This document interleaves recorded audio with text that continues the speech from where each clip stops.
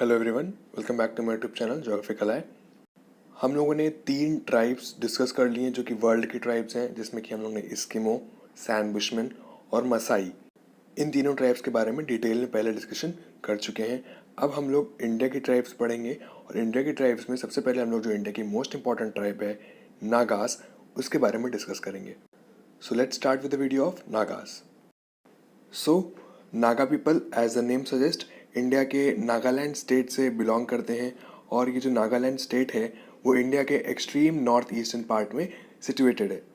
ये जो नागा वर्ड है, इस वर्ड का ओरिजिन कहाँ से हुआ है इसके बारे में हमें कोई भी कॉन्क्रीट इन्फॉर्मेशन नहीं है हमारे पास। इसका ओरिजिनेशन कहाँ से हुआ है कोई भी इसकी डेफिनेट नॉलेज नहीं है और एंथ्रोपोलॉजिस्ट के बीच में ये काफ़ी टाइम डिस्प्यूटेड रहा है कि इसका वर्ड कहाँ हुआ है। कोई कहता है यहाँ से, कोई कहता है वहाँ से। So we can say that the origin of the word Naga remains disputed. Hutton एक बहुत ही प्रोमिनेंट एंथ्रोपोलॉजिस्ट थे जिन्होंने नॉर्थ ईस्टर्न ट्राइब्स पे काफ़ी डिटेल स्टडी की थी। उनके हिसाब से नागा टर्म का मतलब जो है वो उसका मतलब ये है कि dwellers of the Naga hills. Nagaland में नागा हिल्स पाई जाती हैं और उन नागा हिल्स पे जो लोग रहते हैं उन्हीं को हम लोग नागा पीपल कहते हैं। बट टॉलमी और शयाब अल दिन तलिश ने भी नागा वर्ड का मतलब दिया। उनके हिसाब से नागा का मतलब होता है नंगा और नेकेड। सो ऐसे पीपल जो नेकेड रहते हैं उनको हम लोग नागा बोल सकते हैं। ऐसा माना जाता है कि जो नागा पीपल हैं ये चाइना के सिनकियांग एक प्रोविंस है जो कि साउथ ईस्टर्न पार्ट में है, वहाँ से मूव करना स्टार्ट किए थे और कुछ जो नागास थे उसमें वो ब्रह्मपुत्र को क्रॉस करके अरुणाचल प्रदेश और नागालैंड में आए और उसी में से कुछ ग्रुप ऑफ नागास आगे म्यांमार में और इंडोनेशिया की तरफ चले गए।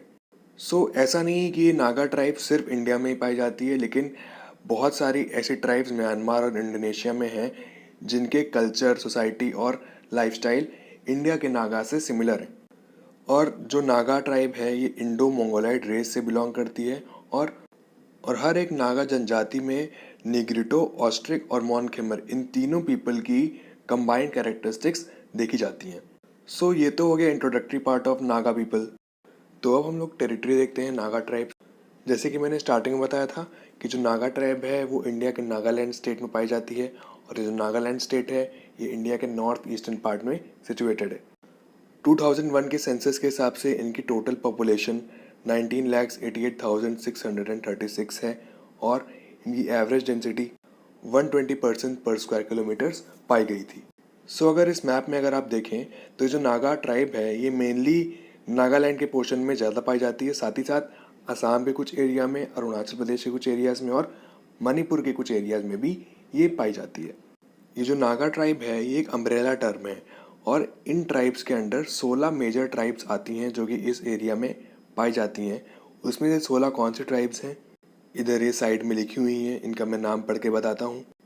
अंगमी, आओ, चाकेसांग, चांग, खेमुनगान, कोनियाक, लोथा, फोम, पोचुरी, रेंगमा, संगतम, सीमा, यिमचिंगर एंड जेलियांग, ये 16 मेजर ट्राइब्स इस टेरिटरी में पाई जाती हैं। सो अब हम लोग इस टेरिटरी की फिजिकल एनवायरनमेंट के बारे में डिस्कस करते हैं।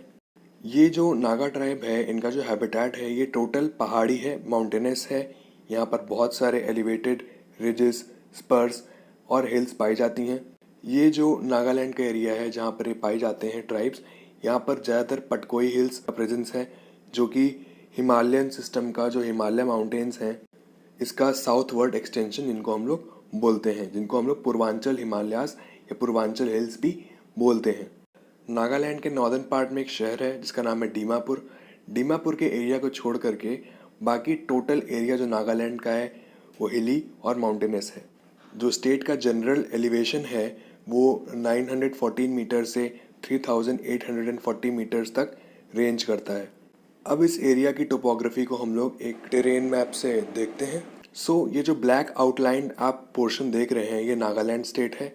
इसके ऊपर अरुणाचल प्रदेश है, नीचे मणिपुर है और वेस्ट में इसके असम स्टेट है और ईस्ट में म्यांमार है। सो जैसे कि ये एक टेरेन मैप है तो टेरेन मैप में हम इस एरिया की टोपोग्राफी देख सकते हैं कि जो कि आप देख रहे होगे बहुत ही ज़्यादा हिली और माउंटेनस इसमें दिख रही है। और जैसे कि मैंने बताया जो दीमापुर है उस एरिया में आप देख सकते हैं कि एक लो लाइंग एरिया है जो कि असम प्लेन का कंटिन्यूएशन है और बाकी पूरा एरिया नागालैंड का हिली और माउंटेनस इस पूरे टेरेन मैप में दिख रहा है।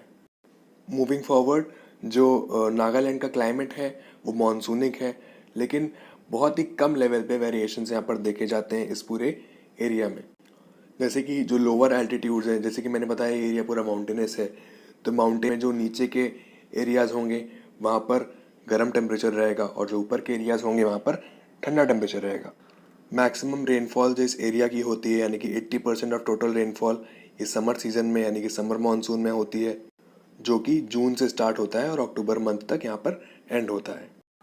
इस पूरे एरिया में लार्ज वैरायटी ऑफ फ्लोरा पाया जाता है बिकॉज यहाँ पर हॉट और ह्यूमिड कंडीशंस होती हैं।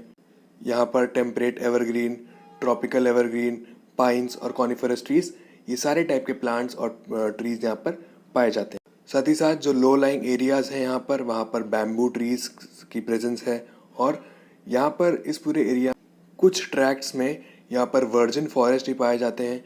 वर्जिन फॉरेस्ट वो फॉरेस्ट होते हैं जो कि बहुत टाइम से यानी कि एकदम पुराने टाइम से टच नहीं किए गए हैं और उन्हें काटा नहीं गया है और बहुत ही इनएक्सेसिबल एरिया और अनइनहेबिटेड एरियाज में ये पाए जाते हैं।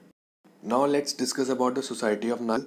ज़्यादातर जो नागा पीपल हैं वो अभी भी नेचर से बहुत करीब रहते हैं, नेचर के बहुत क्लोज हैं, इसलिए उनकी लाइफस्टाइल, उनकी सोसाइटी, उनका कल्चर वो टोटली फिजिकल इन्वायरमेंट पे डिपेंड करता है जहाँ वो रहते हैं। सो पहले हम लोग देखते हैं नागा पीपल की फूडिंग हैबिट्स क्या हैं। जो नागाज हैं ये बहुत ही फेरोशियस ईटर्स यानी कि बहुत ही वायलेंट ईटर्स होते हैं। जो खाना मना है उसको छोड़ करके ये हर चीज़ खा सकते हैं। सो नागा की जो बहुत ही स्ट्राइकिंग फीचर होती है वो इनकी ईटिंग हैबिट्स होती हैं। जैसे कि नागा कम्युनिटी में बहुत सारी चीज़ें मना है, जैसे कि tiger, leopard, gibbon, wild dog, wild cat, flying squirrel, eagles, hawks, owls, crows, इन सब चीज़ों को छोड़ करके बाकी सब चीज़ें जो इनको मिलती है वो ये खा जाते हैं। नागास का स्टेपल फूड यानी कि जो इनका मूल भोजन है वो राइस है और दिन में 2 बार ये राइस खाते हैं। और राइस ये किसके साथ खाते हैं? Fish curry, pork, mutton, vegetables, और अगर इनमें से कुछ नहीं मिलता है तो ये सिंपल चिली यानी कि मिर्चें, नमक और लीफ के साथ ये राइस कंज्यूम कर लेते हैं। जिस जानवर को ये हंट करके लाते हैं, जिसको खाते हैं, उसका हर एक पार्ट खा लेते हैं कि skin, blood, intestine, even the eyes, इन सब चीज़ों को नागा ट्राइब खा लेती हैं। बट हेयर्स और बोन्स इनको ये कंज्यूम नहीं करते हैं और जनरली इसको फेंक देते हैं। साथ ही साथ ये न्यूज़ बहुत आती रहती है कि जो नागा ट्राइब के पीपल हैं ये असम के प्लेन्स में, असम की सिटीज़ में इन्होंने फोर्सिबली रेड किया और वहाँ पर डॉग्स को चुरा कर ले गए। ये लोग ऐसा इसलिए करते हैं बिकॉज इनकी सोसाइटी में जो डॉग का मीट है ये बहुत ही स्पेशल होता है और ख़ासकर ब्लैक डॉग्स का मीट। उसके बाद मिल्क और मिल्क से रिलेटेड प्रोडक्ट्स इनकी सोसाइटी में बिल्कुल भी कंज्यूम नहीं किए जाते हैं और इम्प्योर यानी कि अपवित्र माने जाते हैं। नागा पीपल जो हैं वो इनकी एक लोकल ड्रिंक है जिसको ये लोग यी या मधु बोलते हैं, उसको ये लोग पीते हैं और साथ ही साथ ये चाय को भी पॉपुलरली कंज्यूम करते हैं। उसके बाद हम लोग इनके सोशल इंस्टीट्यूशंस देखते हैं। हर नागा विलेज में एक बड़ा सा हॉल पाया जाता है जिसको ये लोग मोरंग बोलते हैं और इस हॉल में सारी कल्चरल एक्टिविटीज़ होती हैं और जितने भी बैचलर्स हैं वो रात में यहीं पर सोते हैं। बहुत से लोग ये मानते हैं कि जो मोरंग है ये एक ट्रेनिंग सेंटर है इन बॉयज़ का और ये कुछ हद तक सही भी है बिकॉज जो पीपल होते हैं, जो यंग मैन होते हैं, उनकी ट्रेनिंग यहीं पर होती है मोरंग में और इनकी शादी भी यहीं पर होती है। जो शादी होती है वो म्यूचुअल कंसेंट ऑफ बॉयज़ और गर्ल्स, मतलब दोनों आपस में बैठ के समझ के तब शादी होती है। ओके। और जो नागास का रिलीजन है ये बहुत ही सिंपल है और स्पिरिचुअल या मिस्टिक पार्टिसिपेशन ये डिमांड नहीं करते हैं कि ऐसा करो वैसा करो, बहुत ही सिंपल रिलीजन ही फॉलो करते थे। बट पिछले 150 ईयर्स में जो क्रिश्चियन मिशनरीज हैं इन्होंने बहुत सारे नागास को, मतलब ऑलमोस्ट सारे नागास को क्रिश्चियन में कन्वर्ट कर दिया है। हालांकि ये क्रिश्चियंस बाय फेथ हैं लेकिन ये अभी भी अपने कुछ पुरानी प्रैक्टिसेस या पुरानी प्रथाओं को फॉलो करते हैं जो कि ट्राइबल रिलीजन्स में फॉलो की जाती हैं। जो विमेन हैं वो इनकी एक ड्रेस होती है जिसका नाम सोंगटेम है और जो मेन है उनकी ड्रेस होती है लेंगटा, ये पहनते हैं। नागास को ऑर्नामेंट्स पहनने का बहुत शौक होता है। ये लोग डेली बेसिस पे ऑर्नामेंट्स पहनते हैं और जब कोई फंक्शन होता है या कोई स्पेशल एक्टिविटी होती है तो ये ज़्यादा ऑर्नामेंट्स को पहनते हैं। नागा पीपल का जो मेन वेपन है इसको ये लोग खुद बनाते हैं, जिसको ये लोग बोलते हैं डाव। डाव एक बहुत ही बड़ी चाकू होती है और ये हर एक नागा के पास होती है और हर नागा की दोस्त और कंपेनियन पूरी ज़िंदगी भर उसकी ये चाकू यानी कि जिसको ये लोग डाव बोलते हैं वही मानी जाती है। डाव के अलावा ये लोग स्पीयर यानी कि भाला और बो एंड एरो यानी कि धनुष और बाण भी यूज़ करते हैं। नागा पीपल की बहुत बड़ी कुप्रथा होती थी जिसको हेड हंटिंग बोला जाता था। इसमें होता क्या था, जो जिंदा आदमी या औरतें होती थी इनका सर काट दिया जाता था और बलि के नाम पर ये सब काम होते थे। ये जो हेड हंटिंग का प्रोसेस है ये एक सुपरस्टिशन से ओरिजिनेट हुआ। ये लोग क्या मानते थे कि जो हमारी सोल है यानी कि आत्मा है ये हमारे सर में होती है और अगर हम इस सर को काटते हैं, मतलब ये नागा पीपल मानते थे कि अगर हम इस सर को काटते हैं तो एग्रीकल्चरल प्रॉस्पेरिटी होगी और साथ ही साथ पॉपुलेशन भी इंक्रीज होगी। लेकिन जो मॉडर्न नागा यूथ है ये बहुत ही इनलाइटेंड है और ये बिल्कुल भी हेड हंटिंग से नफरत करते हैं और ये लोग बिल्कुल भी ये प्रैक्टिस नहीं करते हैं। साथ ही साथ हर नागा गांव के पास एक हेडमैन होता है जो कि रिलीज और टेम्पोरल हेड होता है उस गांव का। हर गांव में एक विलेज काउंसिल होती है, मतलब इनका जो पॉलिटिकल सिस्टम होता है वो बहुत ही डेमोक्रेटिक है। इनकी जो विलेज काउंसिल होती है इसमें इलेक्शंस होते हैं और ये जो विलेज काउंसिल है ये सोशल पॉलिटिकल ऑर्गेनाइजेशन है और इसके पास सारे लेजिस्लेटिव, एडमिनिस्ट्रेटिव और जुडिशियल पावर्स होते हैं एक नागा विलेज के। उसके बाद जो नागा की इकोनॉमी है ये टोटली एग्रेरियन है, मतलब ये टोटली एग्रीकल्चर पे डिपेंड करते हैं अपनी इकोनॉमी पे, मतलब पैसा कमाने का तरीका टोटली एग्रीकल्चर बेस्ड है। नागा के कुछ लोग जो है हैंडीक्राफ्ट्स बनाने में भी अब इंडल्ज हो गए हैं, जो कि बैम्बू को यूज़ करते हैं for making handicrafts. Because Nagaland में बैम्बू की एबंडेंस है, बहुत ज़्यादा बैम्बूज पाए जाते हैं, इसलिए ये लोग बैम्बू को यूज़ करते हैं हैंडीक्राफ्ट्स बनाने के लिए। ये जो नागा पीपल है ये शिफ्टिंग एग्रीकल्चर को प्रैक्टिस करते हैं जो कि लोकली झूमिंग नाम से जानी जाती है।